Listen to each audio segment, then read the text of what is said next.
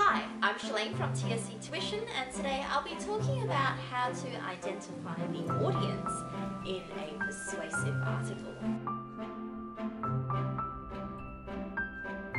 When we're doing argument analysis, it is quite important to pinpoint who the target audience is of the author.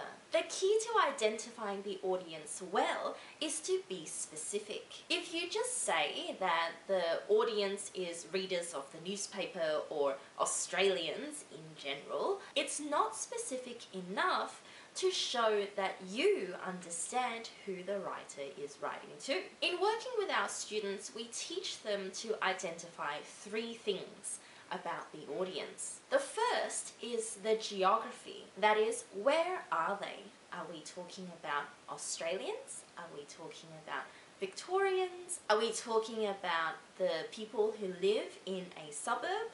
Or are we talking about people who live in the inner city? Identifying the audience by geography is important because it identifies them through a physical characteristic.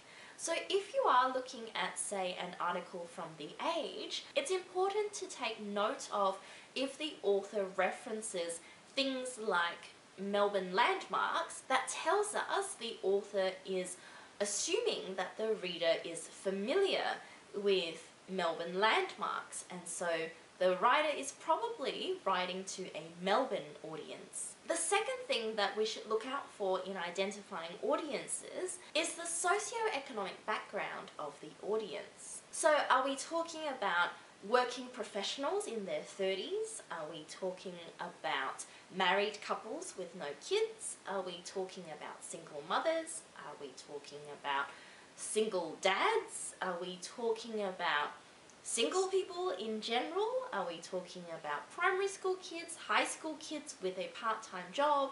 Are we talking about pensioners? All of these things are going to help you in just making sure that your audience identification is that much more specific. So again, when you're looking through your article, look for those clues. Does the author make references to things like tax time or end of financial year or managers or childcare workers? All of these things should give you hints as to what is the author assuming the audience is familiar with. Once you've got those assumptions down, then you can deconstruct those assumptions and identify the socioeconomic background of the audience. The third thing we should look out for in identifying the audience is the activity or hobby or interests that tie this audience together. So for example, are we talking about a shared hatred of politics? Are we talking about a shared interest in overseas travel? Are we talking about a shared hobby like train spotting or building train sets? Or are we talking about fitness fanatics? Or are we talking about people who really enjoy some quiet time to themselves, like introverts? You want to identify this in addition to the geography and socio-economic background of the audience, because it's going to show the examiner or your teacher that you've read this article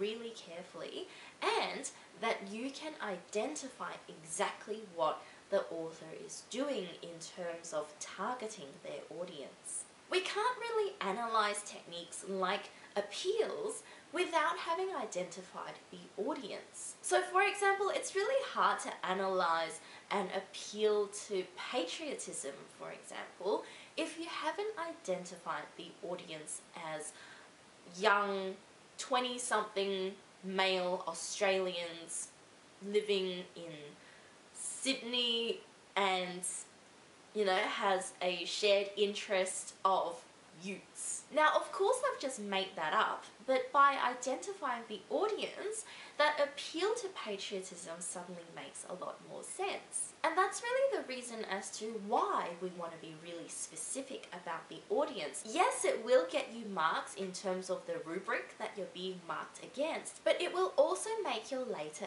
analysis much easier.